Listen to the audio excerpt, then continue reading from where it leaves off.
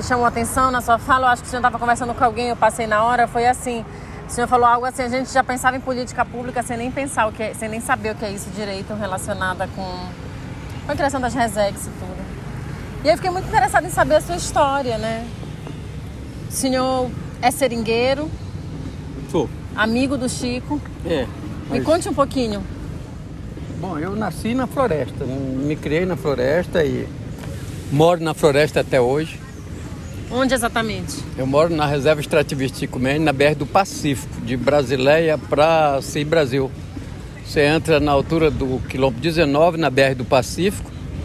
Aí depois mais 70 quilômetros de floresta dentro é onde está a minha residência lá. Minha colocação de seringa, no Seringal Maitá. E a área onde eu moro chama-se Colocação Pega Fogo. Pega Fogo. É, eu nasci no Seringal Bela Flor. Colocação Revolta. Estou hoje no Seringal Maitá, Colocação Pega Fogo, na Reserva Extrativista Chico Mendes. O Seringal Bela Flor foi onde eu nasci. E o Seringal, o Maitá, é onde eu estou fazendo meus trabalhos e vivendo lá. Uhum. Chico Mendes foi lá várias vezes, algumas vezes nós nos conhecemos há muitos anos, né?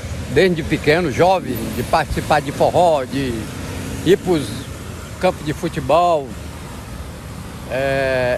até a gente começar a militar nas comunidades eclesiais de base, que começou aqui, e depois surge os sindicatos.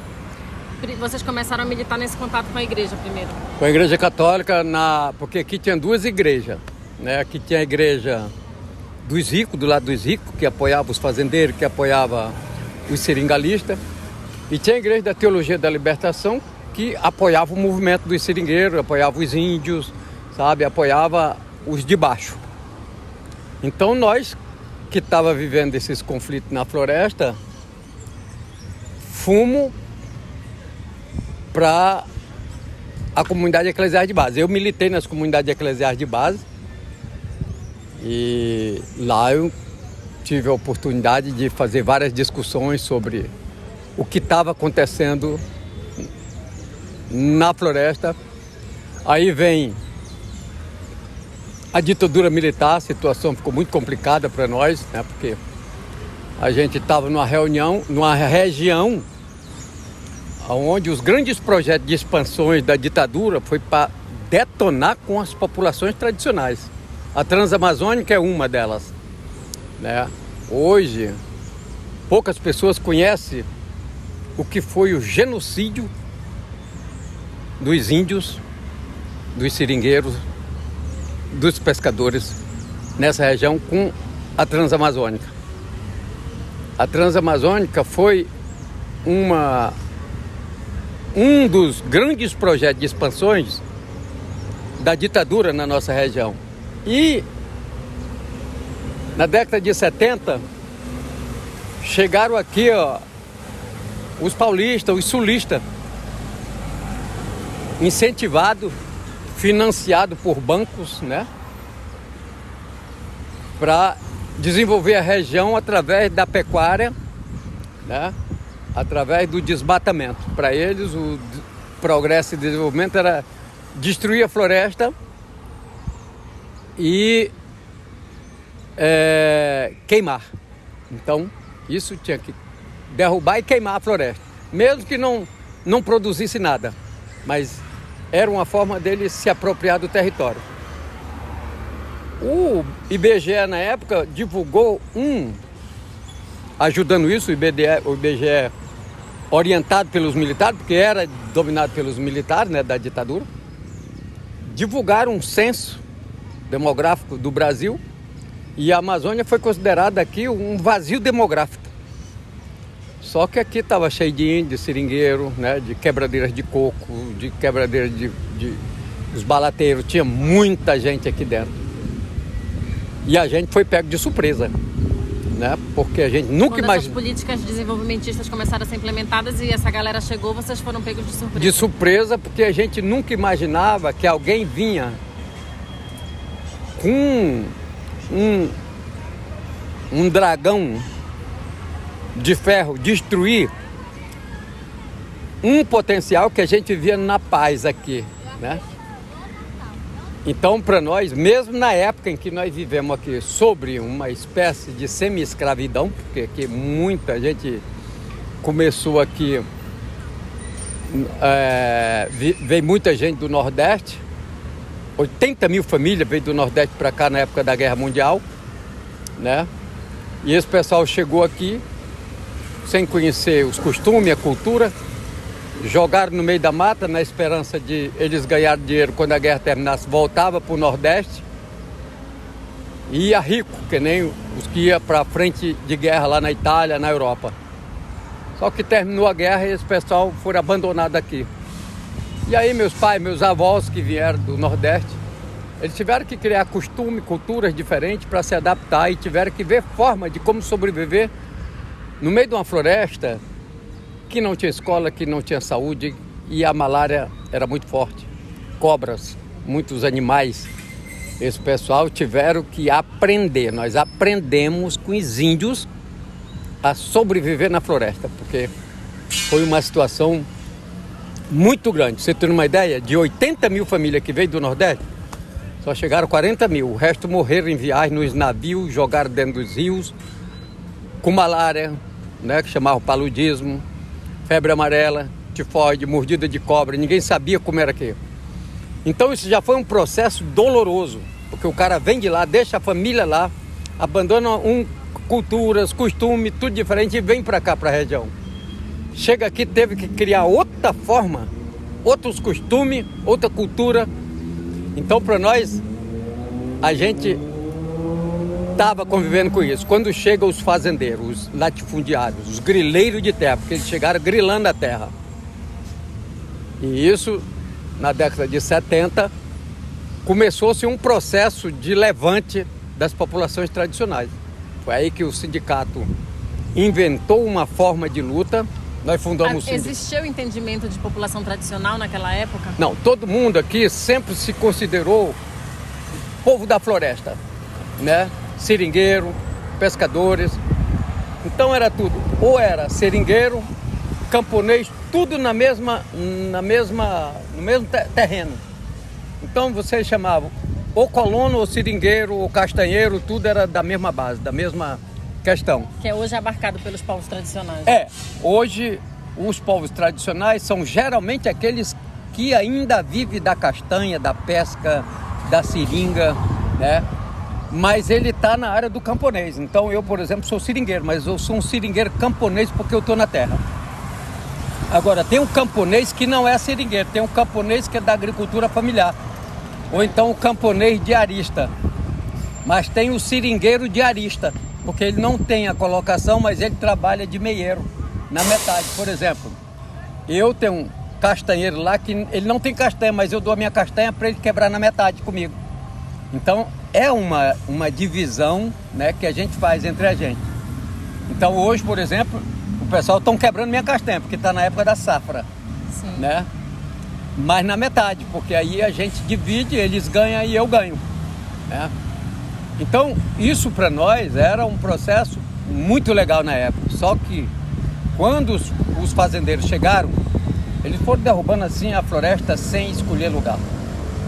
Então foi aonde o Sindicato dos Trabalhadores Rurais de Brasília, que foi fundado pelo Chico Mendes, os Pinheiro, Jesus Matias, Raimundo de Barro, um monte de gente da região passaram a fundaram o Sindicato de Brasília, de Chapuri, de Assis Brasil, todos os sindicatos dos municípios do Acre.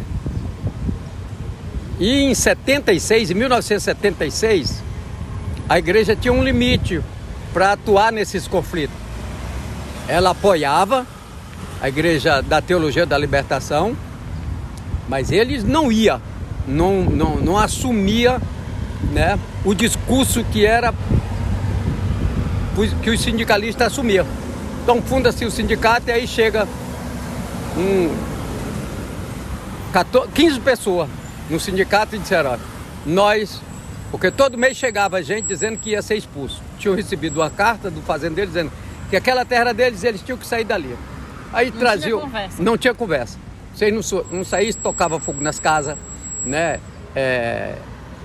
trazia ele e jogava nas periferias da cidade. Mais de 3 mil jogaram lá no país vizinho aqui. 3 mil famílias na Bolívia, né? Peru, que são fronteiras aqui, né? São 3 países que a gente faz fronteira com ele. E aí esse pessoal foram pegos de surpresa, porque quando eles disseram que iam ser expulsos, o Wilson Pinheiro era o presidente do sindicato e o Chico Mendes era o secretário-geral em Brasileia. Aí foi quando o Wilson Pinheiro disse: olha, eles chegaram, mandaram nós se retirar, abandonar o nosso local. Vai lá, vai ser uma fazenda. O governo entregou para os fazendeiros, vendeu. Aí o Wilson Pinheiro se levanta e diz: olha, nós não temos condição de viver sem a floresta. Se a floresta cair, nós vamos cair com ela. Então nós temos a obrigação de não deixar ela cair. Se ela cair, nós vamos ter que cair com ela, mas ela não pode cair. Aí então vocês voltam, nós não derruba para sobreviver a floresta, mas nós também não vamos deixar eles derrubar. Então vamos empatar. E aí as famílias voltaram com o objetivo de mobilizar a área e fazer os piquetes e ir para o enfrentamento, fazer o empate. Aí isso começou em março de 76. Durou março, abril, começou com 15 famílias e terminou com mais de 100 famílias esse enfrentamento. Foi 3 meses. Um local de negociação que dava para sentar seringueiro com fazendeiro era no quartel do Exército. O quartel abriu espaço para haver uma negociação. E foi lá onde a gente sentou pela primeira vez, mulher seringueira, criança, sabe, todo mundo. E vocês iam sem medo? Não tinha como não ir.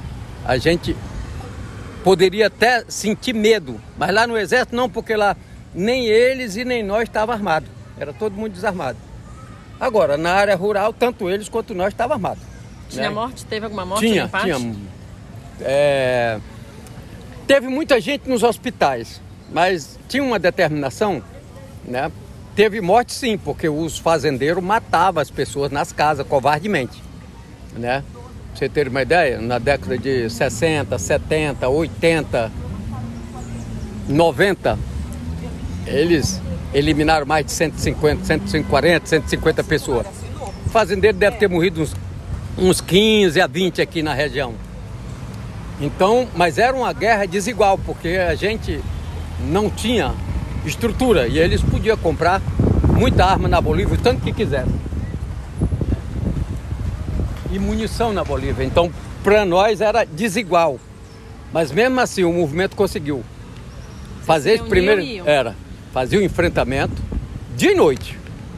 E aí ganhamos, esse primeiro empate foi vitorioso. Com a vitória desse primeiro empate, porque eles ficavam na trincheira lá e nós na trincheira cá.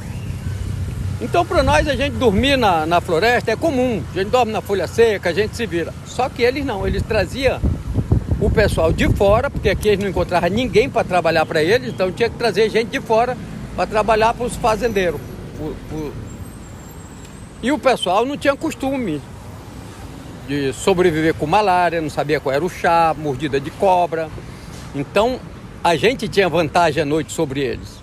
E era à noite que a gente atacava os acampamentos para desmanchar a estrutura que eles tinham formado na floresta para fazer o desmatamento.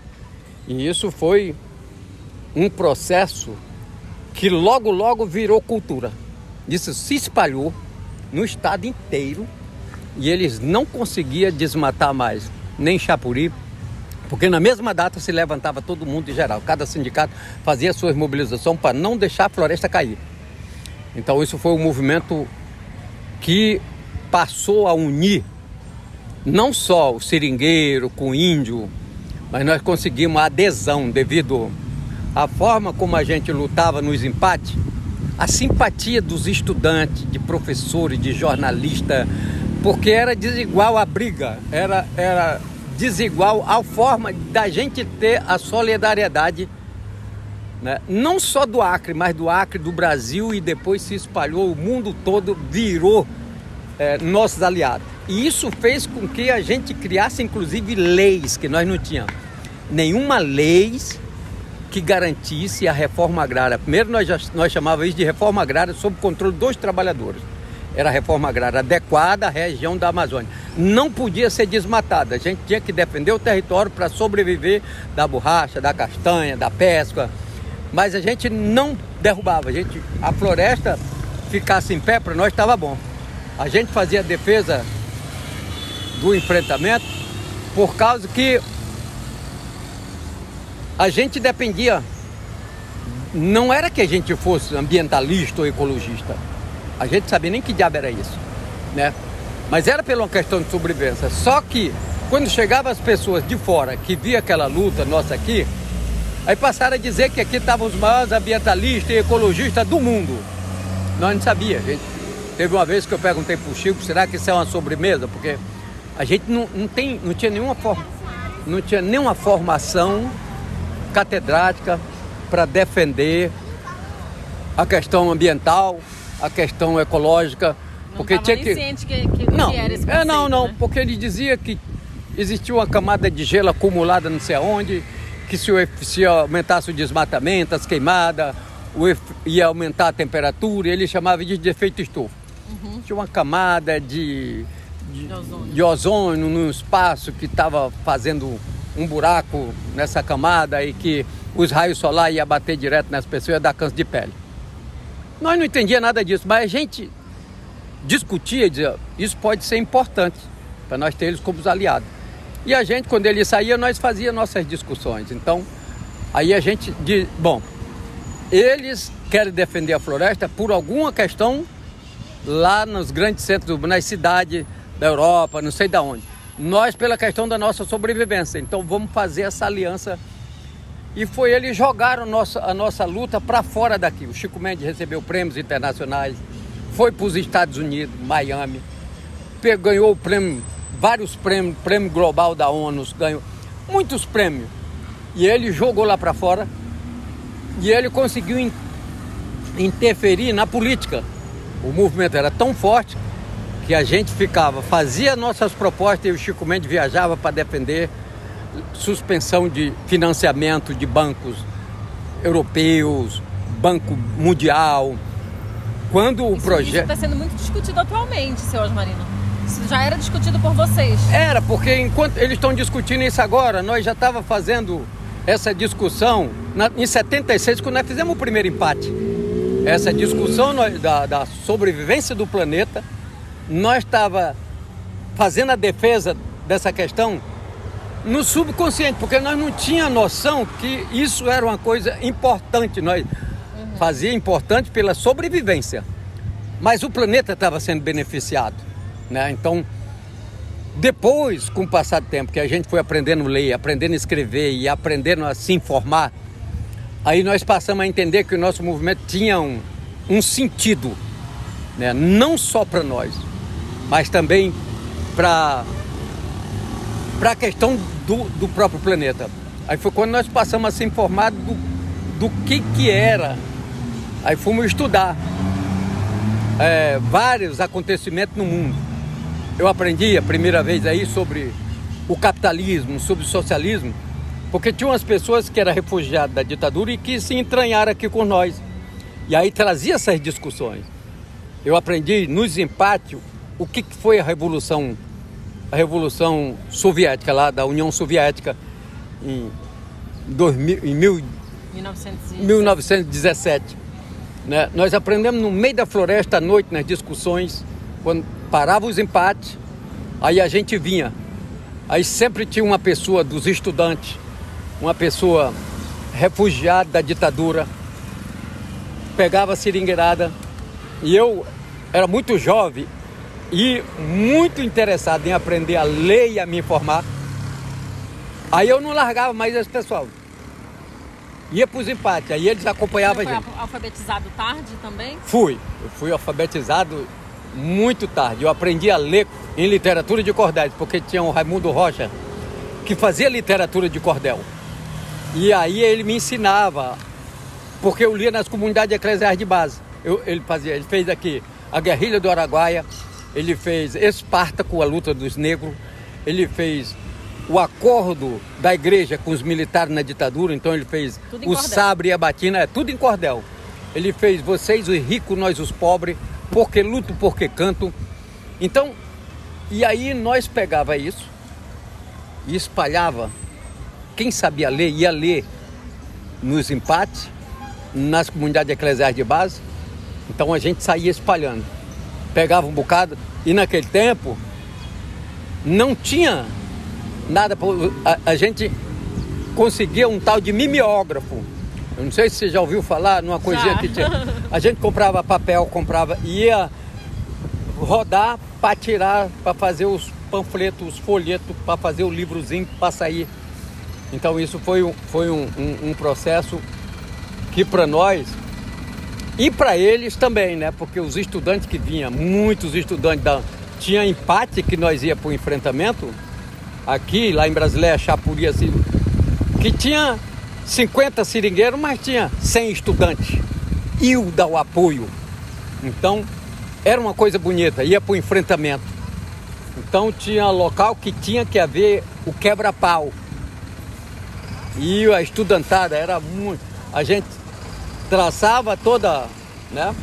O nosso cuidado era para que ninguém ficasse perdido na mata, a cobra mordesse, a gente tinha que ter logo o cipó tripa de galinha, que a gente usava como gororoba, que é o remédio para mordida de cobra. Então a gente tinha toda...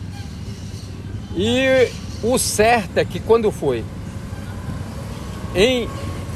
do final da década de 70 para 80, a gente já estava com os empates consolidados em todo o estado e já levando para outros estados fora do Acre, porque começou aqui.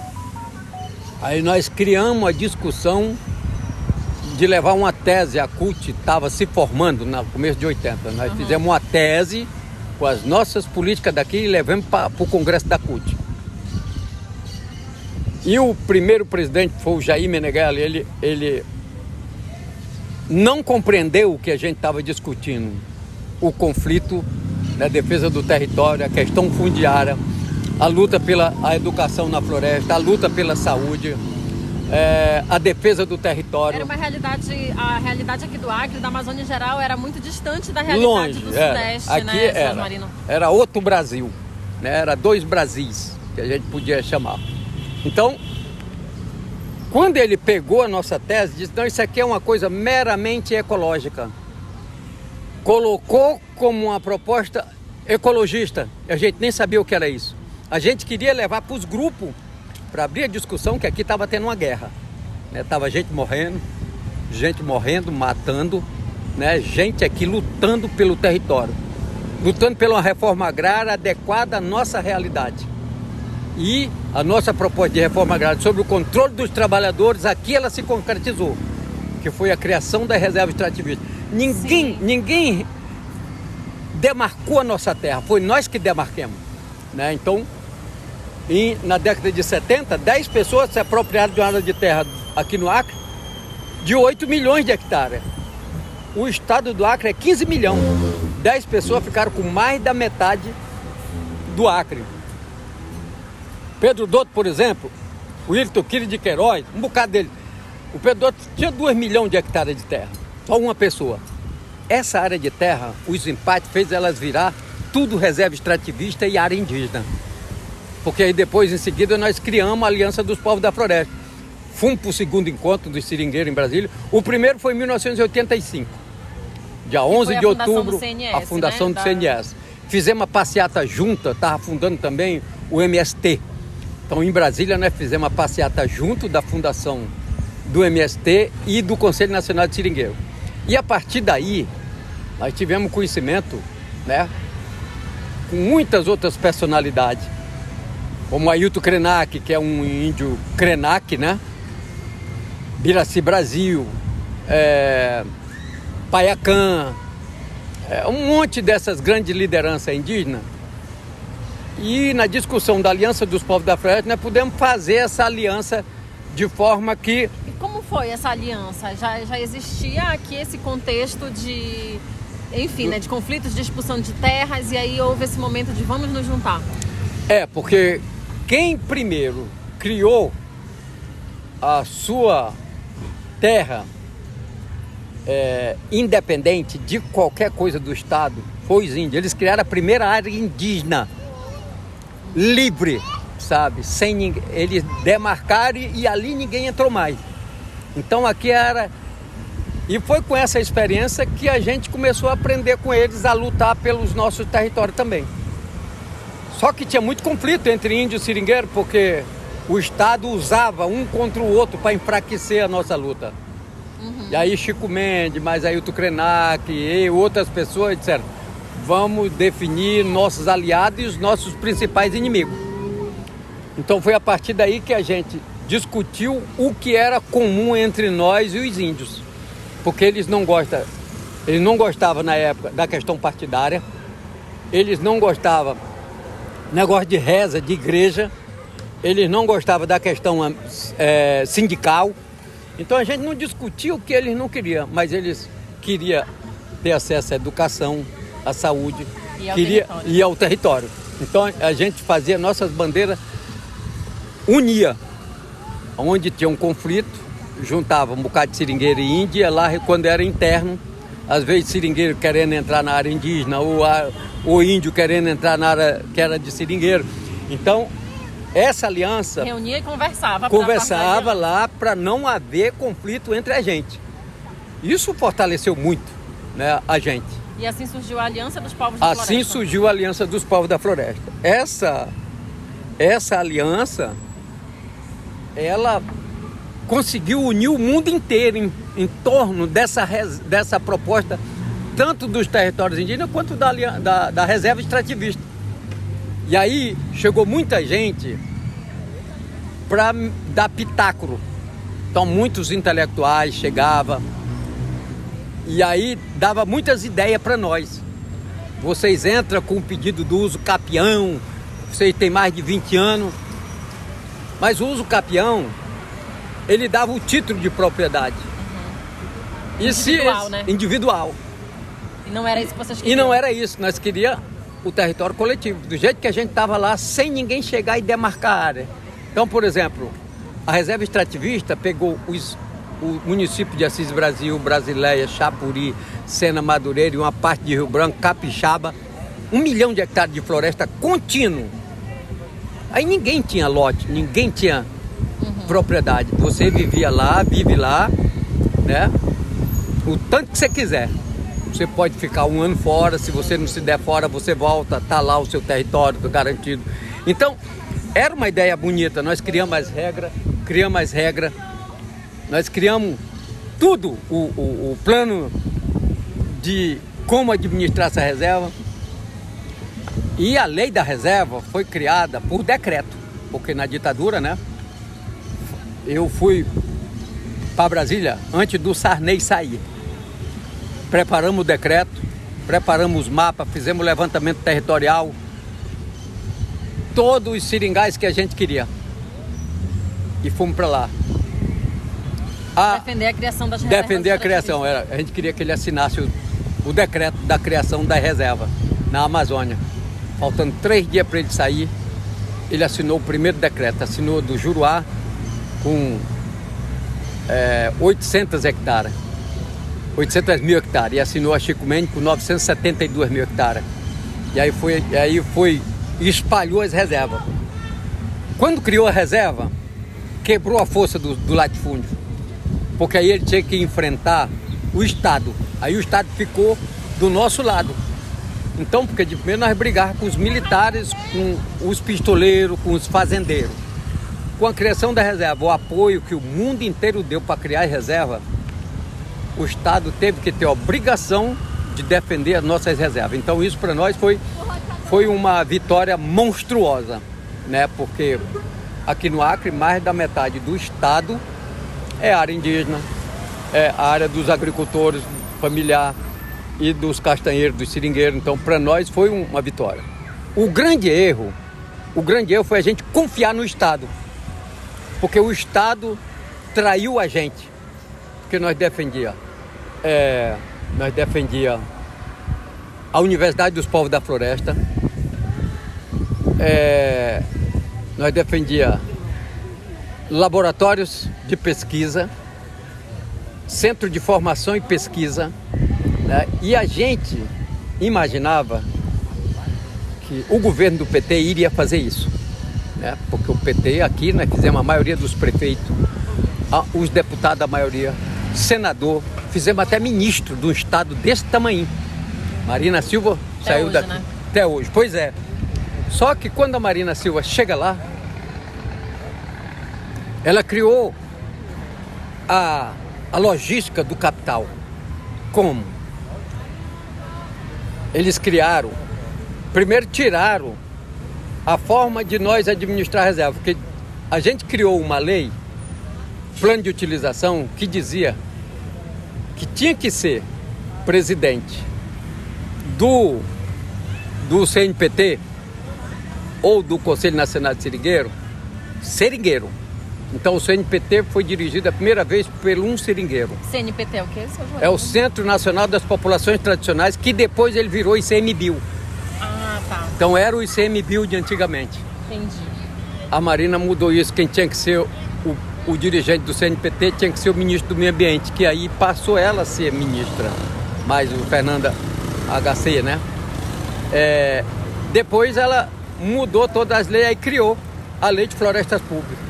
A Lei de Florestas Públicas privatiza a Amazônia, porque ela dá o direito de qualquer entidade, qualquer ONG, qualquer empresário pedir uma concessão por 40 anos de uma determinada, pode ser 500 mil hectares, 100 mil, 50 mil, por 40 anos. Nesses 40 anos, nós, os seringueiros, qualquer um não entra lá, só o empresário que tem a concessão. Então eles vão fazer o garimpo, vão fazer a madeireira, vão fazer a fazenda, vão destruir aquela área por 40 anos. Eu acho que quem controla isso hoje em dia é o Serviço Florestal Brasileiro, se eu não me engano. Pois é, mas a Lei de Florestas Públicas é do Estado. Governo federal, né? Quem que criou, a pessoa que fez empate junto com nós, a Marina fez empate com nós, então não era pra ela. Você é ressentido com a Marina, senhor Marino? Eu tenho divergência fortíssima com ela, não só com ela, porque o Lula disse lá em Brasília. Você conheceu o Lula? O Lula foi na minha casa, o Lula foi em Brasília, o Lula foi condenado na Lei de Segurança Nacional.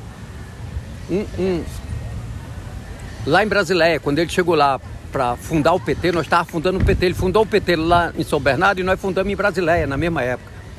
E ele veio para a inauguração do PT, quando ele veio nós estávamos fazendo o velório do presidente que tinha sido assassinado. O Wilson Pinheiro. O Lula pega o microfone, né, e faz um discurso. E nesse discurso, não só ele, Chico Mendes, Jacob Bittar, um monte de gente, Olívio Dutra, que vieram na época, foram condenados na Lei de Segurança Nacional, foram julgados em Manaus, né? Aí depois foram absolvidos, mas teve o julgamento. O Lula teve várias vezes lá em Brasília. Quando ele vinha, nós fazia a segurança dele com as nossas armas, que nós enfrentávamos os pistoleiros, né? E ele disse um dia que se ele fosse presidente, na primeira candidatura dele, ele fazia a reforma agrária de uma canetada. E ele não fez a reforma agrária de uma canetada. Ele não criou, ele não decidiu as terras dos quilombolas, ele não demarcou as áreas indígenas. E ele não acabou com o MST, porque ele era para acabar. Quantas terras griladas era para ele ter distribuído por sem terra, né, nesse país. Então, a questão da UDR, que depois virou a Confederação Nacional, que agora, aí virou o agronegócio. A UDR era o que mesmo? A União Democrática Ruralista, que organizava a matança aqui na época. Que o Caiado era presidente nacional, Ronaldo Caiado, que é governo de Goiás, né? Se o Lula tivesse cumprido com as promessas dele, hoje o Acre, a Amazônia não estava sendo ameaçada pelo agronegócio, pelos usineiros, né, pelas hidrelétricas, as barragens, né? E agora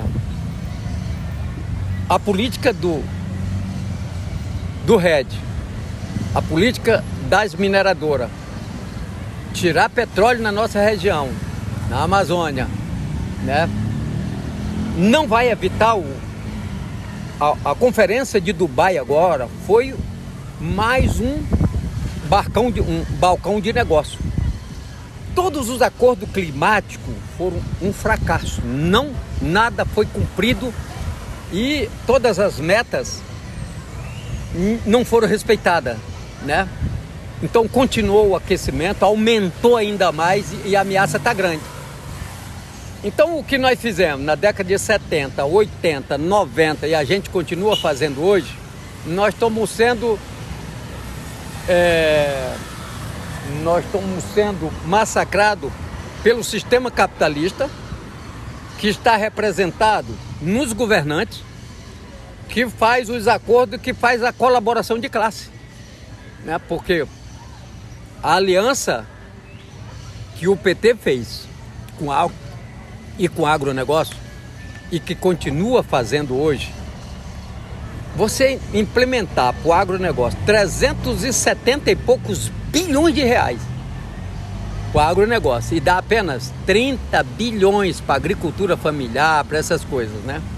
Investir exageradamente na educação privada e abandonar a educação pública. Investir na saúde privada e deixar a saúde pública na UTI, sabe? A nossa segurança, o investimento é uma mixaria. Então, quer dizer, o Lula, as pessoas dizem, o Lula é o pai dos pobres.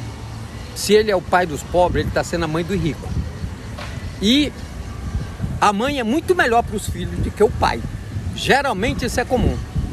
Então ele está dando uma esmolinha, né?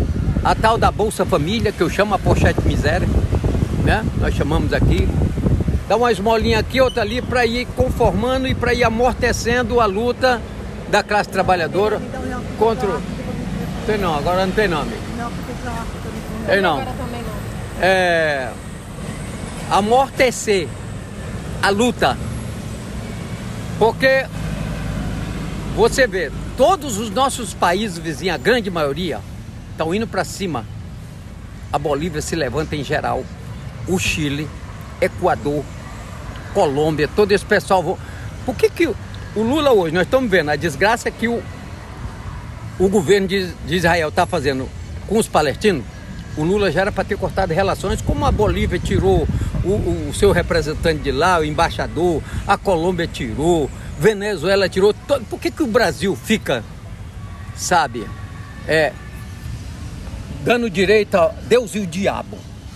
Então, quer dizer, é um governo que está governando para o sistema, né? Não é um governo. As pessoas às vezes perguntaram para mim, o Lula é comunista? Eu disse, não, eu sou comunista. O Lula é um capitalista. Ele não é comunista. No mínimo ele pode ser um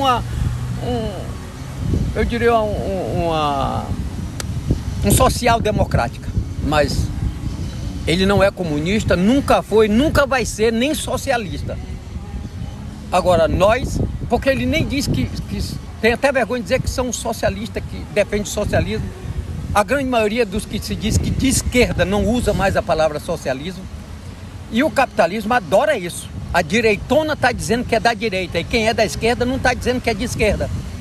É uma esquerda light, que quer fazer acordo com Deus e o diabo, né? Então, eu acho que nós, que não tivemos acesso à escola, que não tivemos acesso a certos conhecimentos, a nossa escola foi a escola da vida, e aprendendo na marra. Porque nós temos dificuldade de compreender muitas coisas, porque nós, na floresta, não tinha escola. As primeiras escolas que foram feitas aqui foi construída por nós. Nós tivemos que pagar as pessoas para lecionar para nós, sabe? Depois o Estado entra. E agora o Estado tira as escolas de dentro da reserva extrativista. Na minha área tinha 6 escolas, não tem mais nenhuma. Mas por que o governo tirou? Está trazendo as pessoas para estudar na cidade. Então, quem vem de lá estudar na cidade, o ramal não presta, a BR não presta. Ele geralmente estuda 20 dias, no máximo um mês. O resto é tudo atolado nas BR, o que o ônibus atola e não chega na escola. Ele não vai ter como acompanhar as pessoas da cidade com o pessoal que vem da floresta, porque na floresta é outra dificuldade. Sim. Então ele não vai ter condições. Aí tem muita desistência, porque quem vem lá da mata, ele não consegue acompanhar os outros estudantes que moram na cidade, ele tem vergonha e eles desistem. Não tem um acompanhamento, não tem uma preocupação com isso. Seu Osmarino amanhã vai fazer 35 anos do assassinato do Chico Mendes. O que o senhor lembra desse dia? Onde o senhor estava? Deixa eu só passar um pouquinho a música rapidinho, que senão vai ficar muito ruim aqui a gravação.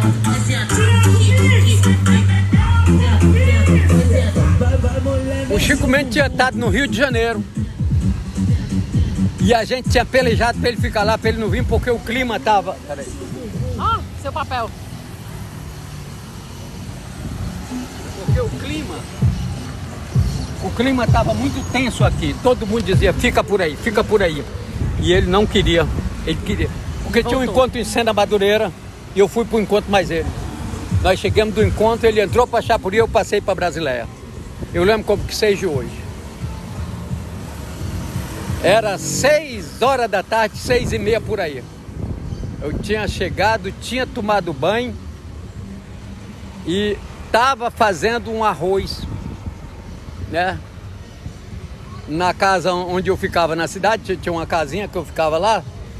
Eu estava fazendo a comida, me preparando para ir para a floresta com 2, 3 dias, mas eu tinha feito uma discussão. Mas o Chico, nós estávamos numa discussão muito acirrada na época, porque ele tinha sido convidado para ir para Israel, ver o cooperativismo de lá, daquela região e tal.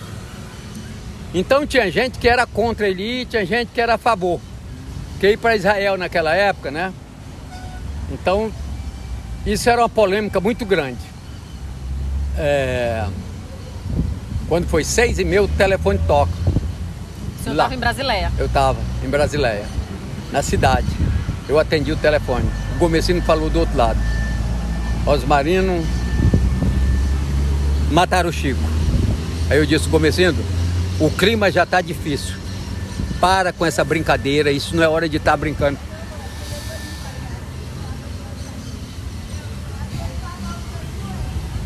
A gente tinha perdido já outros companheiros. Então, para mim é muito forte falar essas coisas, porque para mim é 35 anos, mas para mim é hoje. Então, eu acho que foi muito dolorido, mas o prazer de eu ter convivido com ele, tudo que eu aprendi com ele, né? Eu me sinto muito feliz, porque eu sinto que ele transmite energia para nós continuar defendendo esse legado que ele deixou. Não só ele, né? Mas os Pinheiro, Jesus Matias, João Eduardo, Zé Pretinho, Raimundo Calado, tanto. Depois vem Irmã Dorothy, vem quantos que tombaram de Brasil afora. Então o Chico foi só mais um.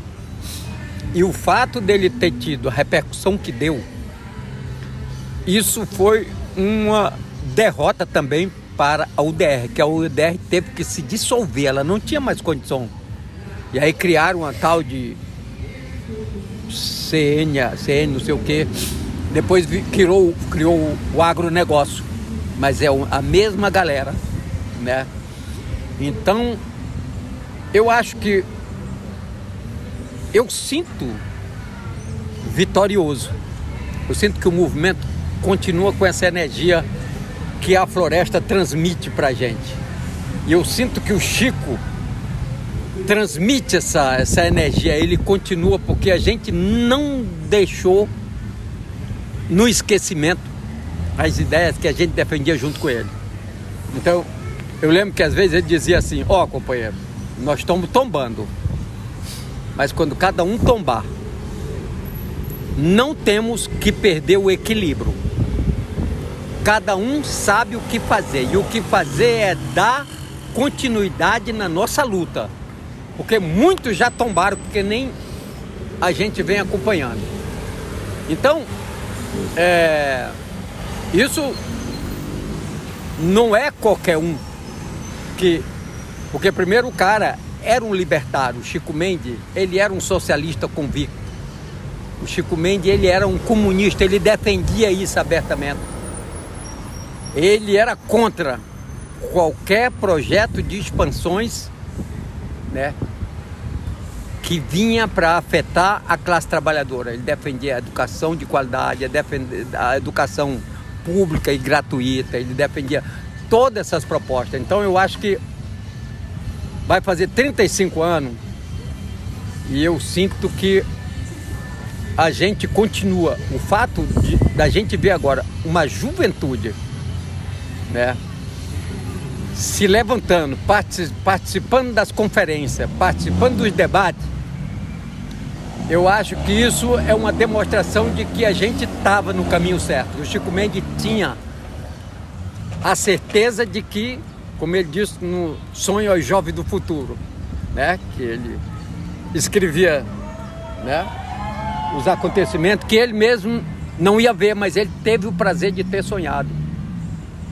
Então eu acho que eu vejo hoje nós numa situação onde o sistema cada vez mais mostra que vai ser incapaz de resolver o problema dos seringueiros, dos índios, da classe trabalhadora.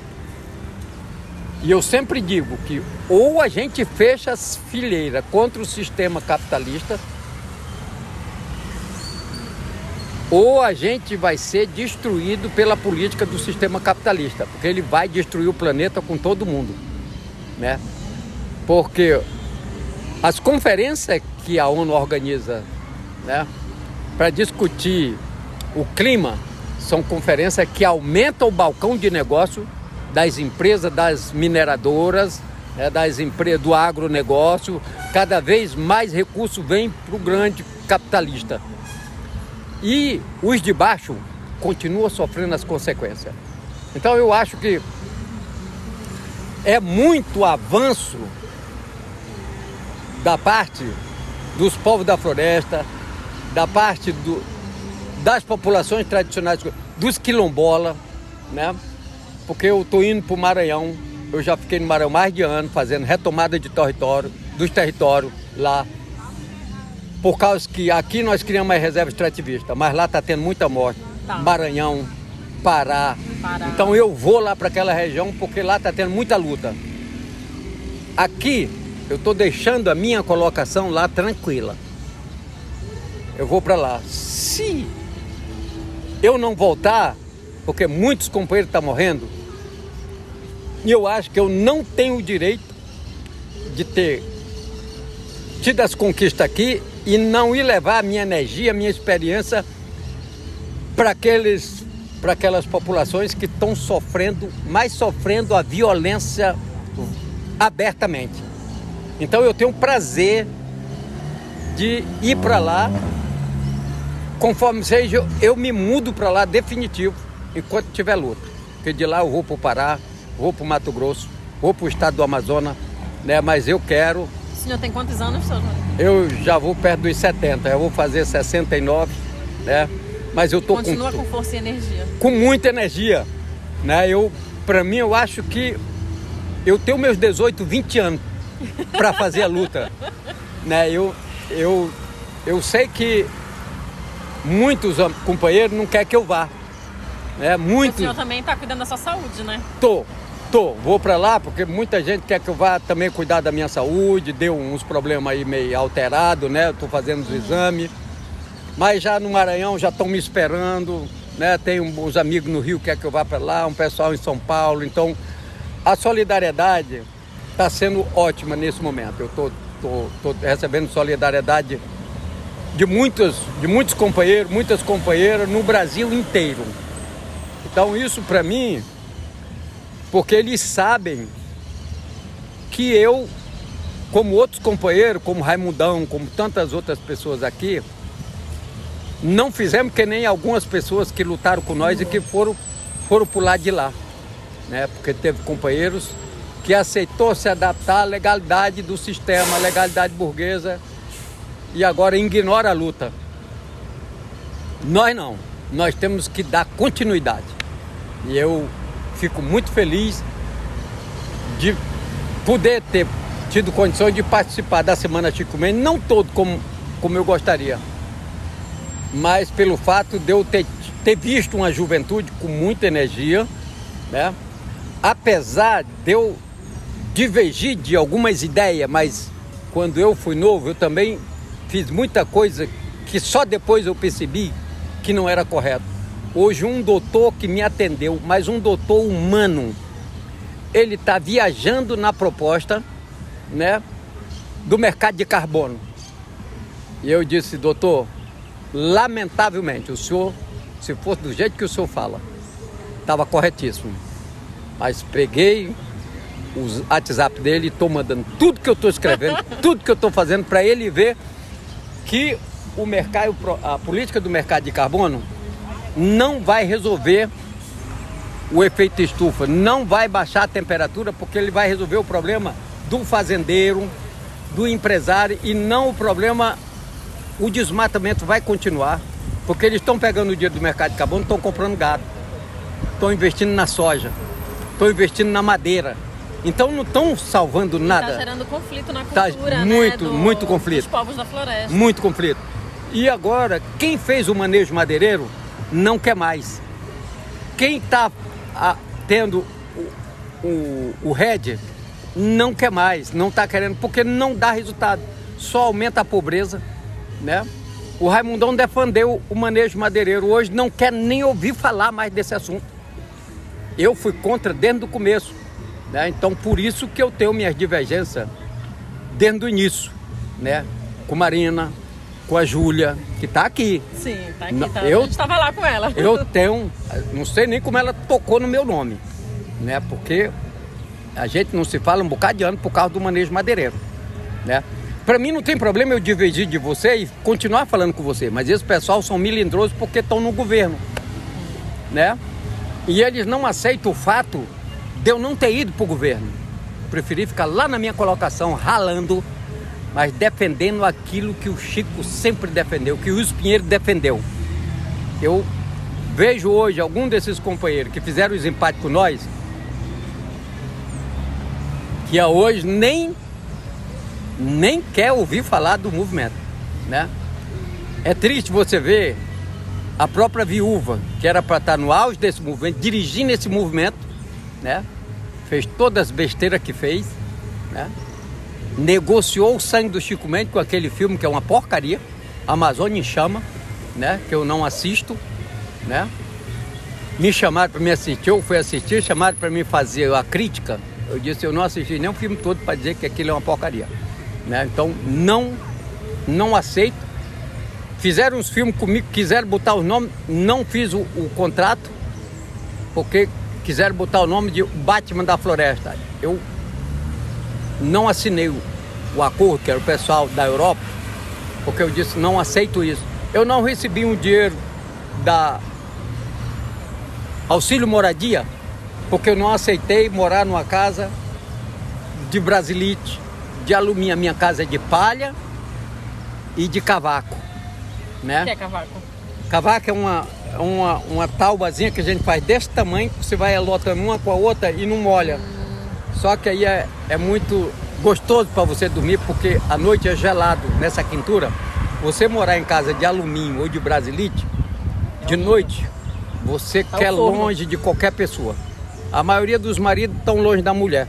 Eu sempre digo, porque que adianta você estar, tua mulher vai lá para colar e tu vai lá para outra sala, porque o calor é demais. Eu digo, na minha casa, 7 horas da noite você quer aconchego, é geladinha, vocês não sabem viver, né? Aceitaram isso?